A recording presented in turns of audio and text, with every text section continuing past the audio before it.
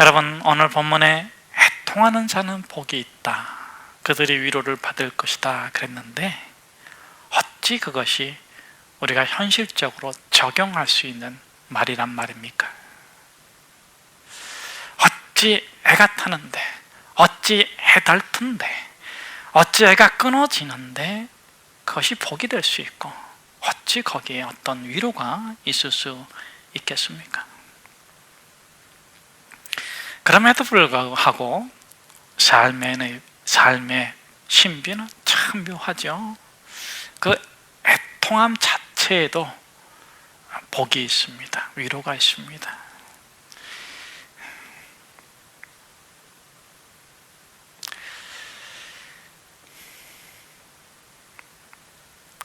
칼라일은 이렇게 말을 했습니다.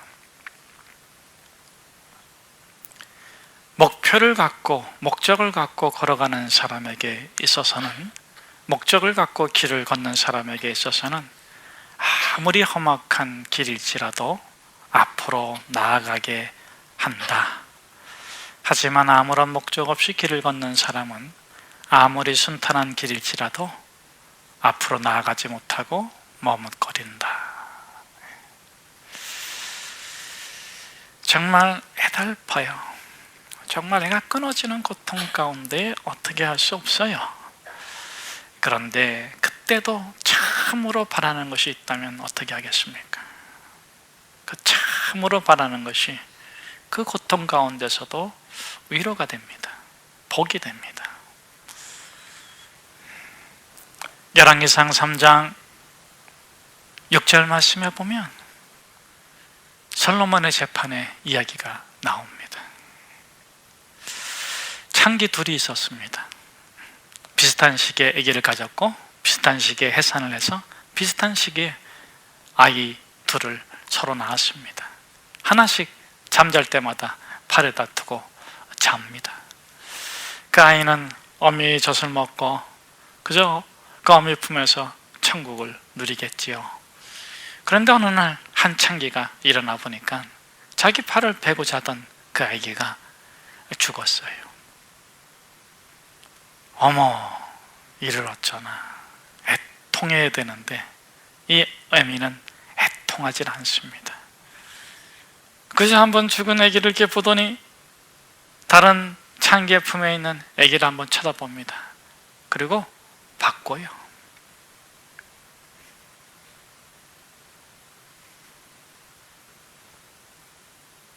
그리고 그 아기가 자기 아기인 것 마냥 이렇게 토닥토닥거리며 있습니다. 무엇을 위한 생명입니까? 무엇을 위한 행위입니까?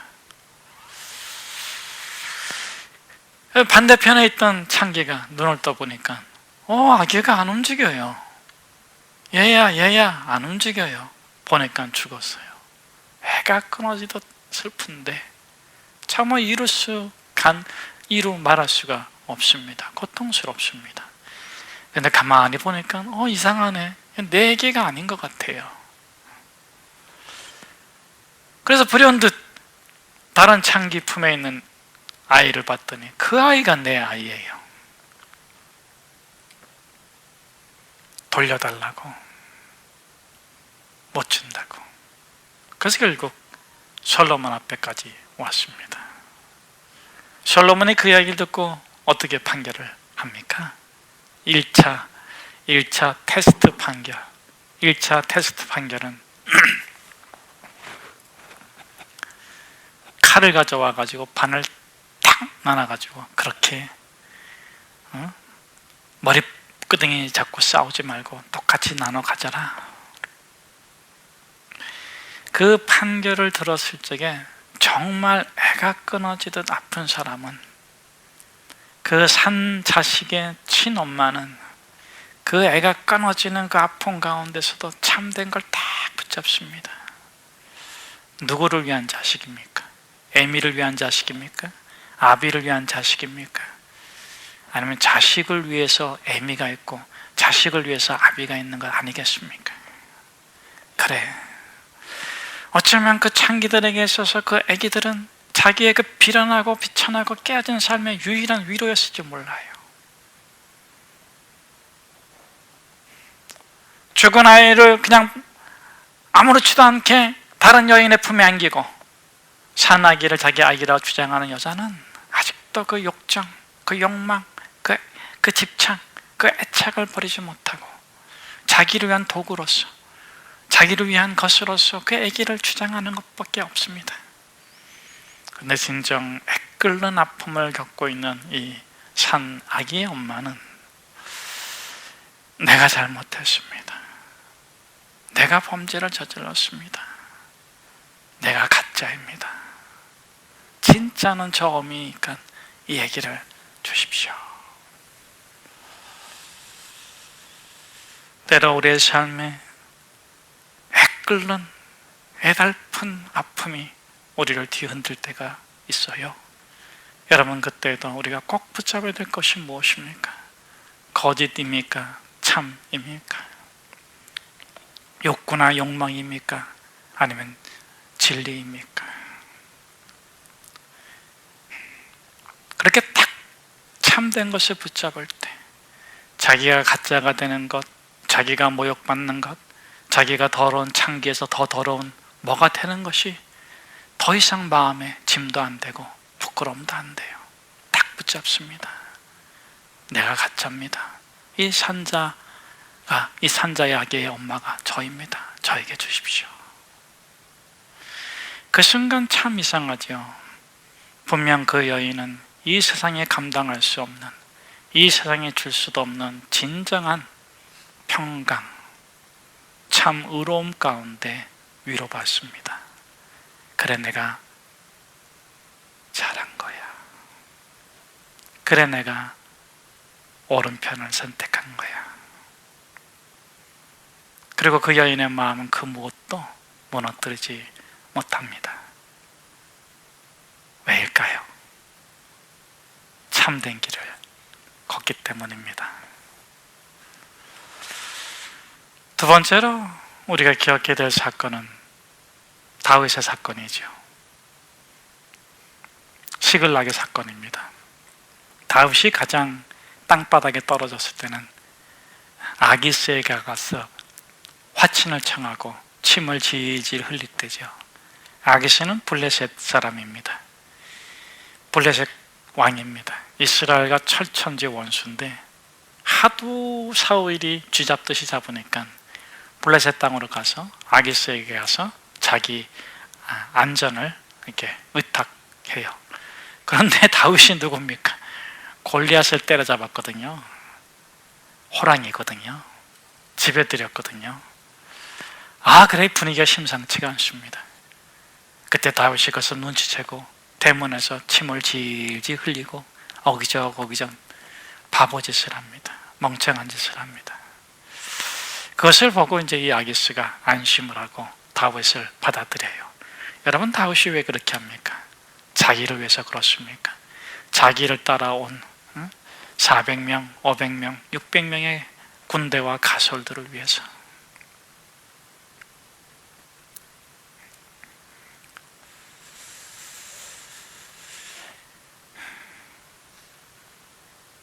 그렇게 겨우 안식처를 얻어서 시글락에 머물고 있는데 마침내 이스라엘과 블레셋이 전쟁이 났습니다. 아주 이 아기스가 아주 이때다 싶어가지고 다윗의 용사 600을 전부 소환해서 맨 앞에 세워서 이스라엘을 까부시려고 합니다. 이제 다윗은 가장 원하지 않는 일을 하게 됐습니다.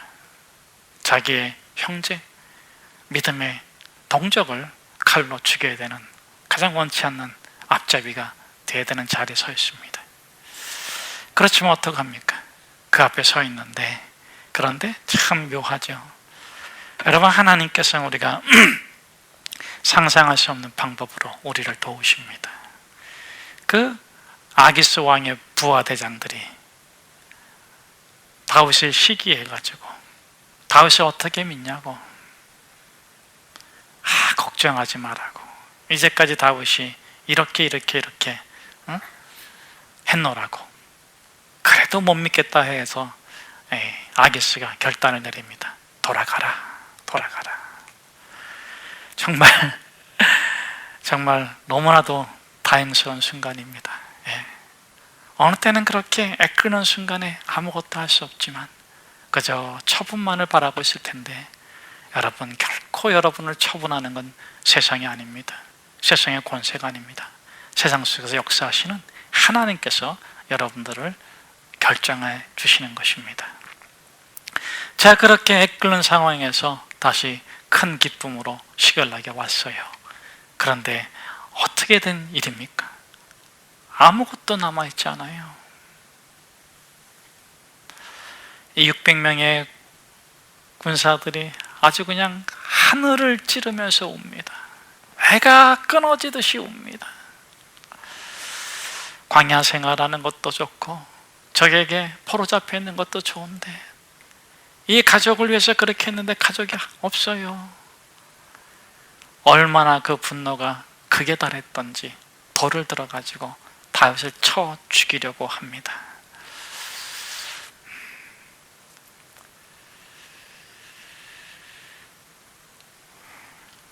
열왕기상 3장 26절에서는 그 여인이 마음이 불붙는 듯 한다고 했는데, 사무엘상 30장 6절 말씀에서는 다윗이 다급하여, 아마 정말 온 결장이 다 얼어붙는 듯 쫄아붙는 듯 그렇게 다급해진 거죠. 다급하여 무엇합니까? 하나님께 기도했다. 여러분, 때로 우리는 이렇게 너무나도 억울한 일을 당할 때가 있어요. 너무나도 아픈 일. 자기가 오라 그랬습니까?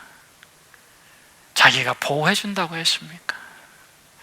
자신이 잘못된 선택을 한 것도 아니고 시글락에 있었던 것도 아니고 함께 아기스에 갔다가 그 위기 가운데 다시 같이 돌아왔는데, 아예 가족들이 잡혀가거나 죽은 거나 뭐 알 수 없지만 그것이 어찌 다윗의 책임이란 말입니까?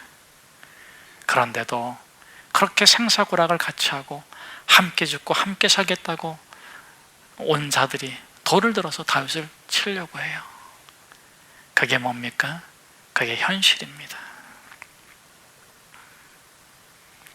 여러분, 그런 애절한 상황 가운데서 다윗이 한 게 무엇입니까? 여러분, 애절하면 정말 내가 뭘 진정으로 원하는가가 분명해집니다. 여러분, 뭘 원하세요? 여러분, 정말 뭘 원하세요? 여러분, 정말 뭘 원하시는 겁니까? 뭐 때문에 이렇게 사시는 겁니까? 무엇을 위해서 그렇게 일하시는 것입니까? 무엇을 위해서 그렇게 참으시는 것이고, 무엇을 위해서 그렇게 이루고자 노력하시는 것이고, 정말 여러분들 원하는 게 뭡니까? 다윗이 그 무엇도 의지할 수 없는 것을 통해서 진정 원하는 하나님을 붙잡습니다. 그게 기도입니다. 여러분, 기도는 사귐도 있고 대화도 있고 교제도 있어요. 하나님하고도 친하게 지내십시오. 하나님, 나 오늘 쇼핑 간다? 뭐 살까? 콩나물 살까? 사과 살까? 뭐 그런 얘기 많이 나누십시오. 그것도 기도의 한 부분입니다. 그런데 절대절명의 기도가 있습니다. 그게 무엇입니까? 이 시글락에서 다윗이 드리는 기도예요. 하나님, 나는 당신밖에 없습니다. 두 주인 못 섬깁니다. 근데 요즘에는 두 주인, 세 주인, 네 주인 섬기는 사람들이 많이 있어요. 왜? 그만큼 똑똑해져서 그렇습니다. 그만큼 지혜로워져서 그렇습니다. 그만큼 경험이 많아서 그렇습니다. 마음의 방이 여러 개가 있어서 그래요.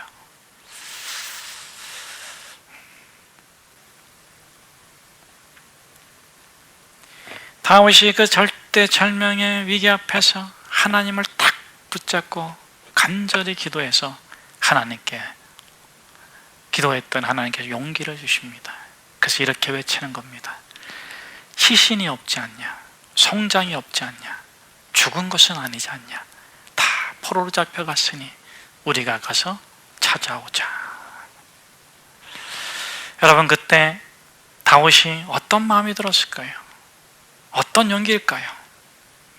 이 모든 당한 환난과 처지와 고난과 아픔과 고통을 능히 감당하고도 남을 수 있는 용기가 그에게 주어진 것이 아니겠습니까? 정말 애절하십니까? 정말 간절히 원하는 것이 있습니까? 하나님을 의뢰하는 순간 그것이 용기로 바뀔 것입니다. 사랑하는 성도 여러분, 이 환난이 많고 공고가 많고 시련이 많은 이 시대 가운데서 하나님만 믿으십시오. 그분이 어떤 분이십니까? 그분이 당신을 위해서 자기 독생자 예수를 끓는 마음으로 애를 끊어서 내어주신 분이 아니겠습니까? 예수님은 이렇게 말씀하십니다. 애통하는 자는 복이 있다. 저희가 위로를 받을 것입니다. 복이 있도다. 애통하는 자여, 너는 이미 위로를 받았다. 두 번째가 예수께서 전해주신 말에 더 가까운 번역입니다. 복이 있다. 애통하는 자여, 너는 이미 위로를 받았다. 요한일서 5장 4절의 말씀, 하나님께로부터 난 자마다 세상을 이기니 세상을 이김은 우리의 믿음이니라. 여러분, 세상을 이겼습니까? 세상에 졌습니까? 여러분, 세상의 패배자입니까? 세상의 승자입니까? 아직까지도 세상하고 싸우고 있습니까? 여러분의 싸움은 끝난 줄로 믿습니다. 여러분, 세상에 승리한 줄로 믿습니다. 예수의 승리에 동참한 자인 줄로 믿습니다. 예수께서 승리하셨으면 당신이 승리한 줄로 믿습니다. 예수께서 승리하고 당신을 구원했기 때문에 당신이 구원 얻은 자인 줄로 믿습니다. 하나님께로부터 난 자마다 세상을 이기느니라.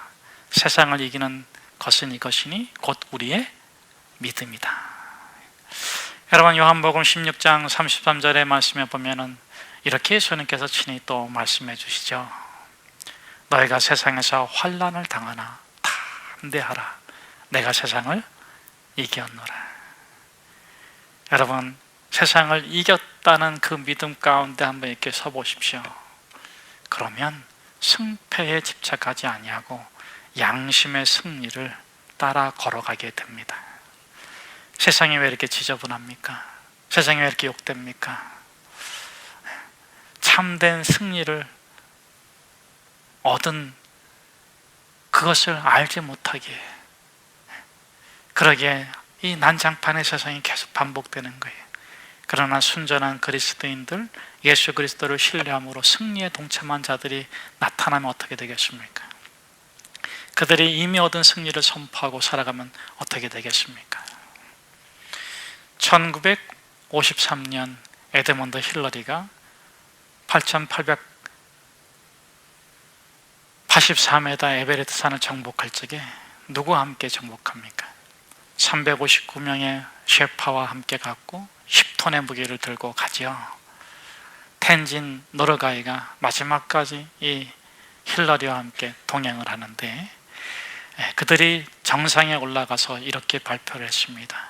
뭐라고 발표했냐면, 세상을 향해서 우리는 원팀으로 정상을 밟았다, 이렇게 말했습니다. 사실일까요? 사실이겠습니까? 후에 힐러리가 다시 발표를 합니다. 뭐라고 발표하냐면, 텐진 노르가이가 먼저 정상 앞부분까지 올라갔다. 그리고 나를 30분 동안 기다려줬다. 그리고 내가 도착했을 때 그는 나에게 길을 열어주고 먼저 정상을 밟게 해주었다.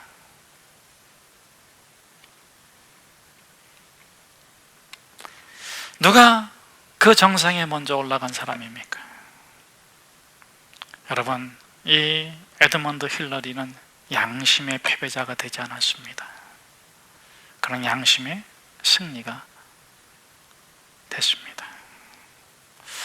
우리는 경기 스포츠 중에서 종종 그런 걸 많이 보죠. 결승전 앞에서 넘어진 사람, 또는 결승전 앞에서 어떤 사고를 당한 사람. 그래서 그가 그냥 그 일이 없었다면 1등 할 텐데, 우승할 텐데, 그런 사고를 겪어가지고 넘어지거나 고장이 나가지고 멈춰 있을 적에, 그때 뒤에 오던 사람들이 다 앞서가가지고 1등, 2등, 3등 다 하고 그 사람이 일어나가지고 어떻게 하길 바랍니까? 여러분들의 영혼이 살아있고, 여러분들의 감성이 살아있고, 여러분들의 지성이 살아있고, 여러분들의 양심이 살아있고, 여러분의 인격이 살아있고, 여러분 존재가 살아있고, 여러분의 희망이 살아있고, 여러분의 믿음이 살아있고, 여러분의 비전이 살아있다면 성도요, 그렇게 넘어졌다가 일어선 자가 어떻게 하기를 원하십니까?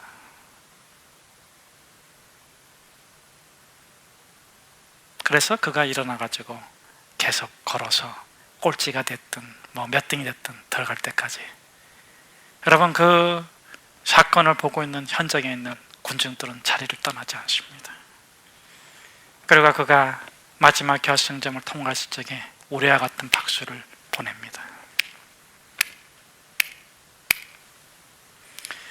여러분, 사도 바울은 로마서에서 이렇게 고백합니다. 오호라 나는 곤고한 자로다. 누가 이 사망의 몸에서 나를 건져내랴. 여러분, 그가 보는 것은 무엇입니까? 현실이고 육체의 욕망이고 육체의 제약이고 세상의 악함을 보고 있습니다. 근데 그가 믿는 것은 무엇입니까? 그에게 이루어진 사건은 무엇입니까? 그에게 이미 이루어진 사건은 어떤 것입니까? 그는 눈을 들어서 하늘을 보면서 그렇게 외치지 않습니까? 많은 그 시대에 헤매이고 방황하고 흔들리고 고통당하는 자들에게 그렇게 외치지 않습니까? 독백처럼 말하지요. 사망아, 너의 쏘는 것이 어디 있느냐? 사망아, 너의 이김이 어디 있느냐?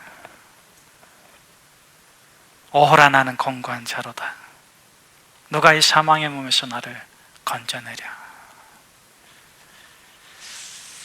내가 믿음을 지키고 달려갈 길을 마쳤으니 이제 후로는 의의 면류관이 나를 위하여 예비되어 있습니다. 여러분 모두에게도 나와 동일하게 예비되어 있습니다. 여러분, 그 구원에 이르셨습니까? 그 구원에 이른 자만이 아는 위로가 있습니다. 이 세상에 줄 수 없고 이 세상에 알 수 없는 하나님의 위로가 있는 것입니다. 그 위로를 받은 자만이 죽음을 이기는 거예요. 여러분, 우리는 영생을 받았는데 그것을 거부하고 거절하고 마치 자신이 또 구원을 이루어야 되고 어떤 행위나 어떤 선행이나 어떤 도덕적 무엇을 통해서 그것을 다시 값을 치러야 된다고 생각하는 자마다 끊임없이 번뇌하고 고민하고 괴롭고 힘들고 재고 계산하고, 그러나 여러분 어느 순간에 우리 주 예수 그리스도께서 나의 모든 것을 구원하셨구나, 내가 이미 승리한 자구나 하고 믿어지는 사람은 그 믿음으로 삽니다.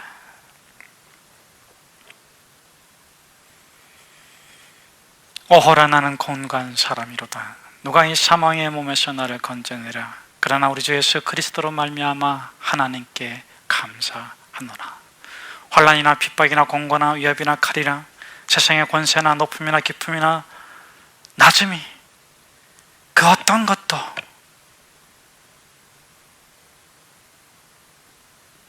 (37절의) 말씀이 무엇입니까? 우리가 이 모든 것에 대해서 넉넉히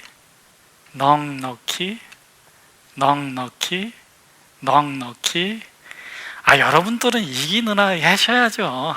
10번 할 거예요. 10번. 넉넉히 이기느니라. 넉넉히 저를 보시고 넉넉히 저를 보시고 눈이 이렇게 빛이 나야 돼요. 넉넉히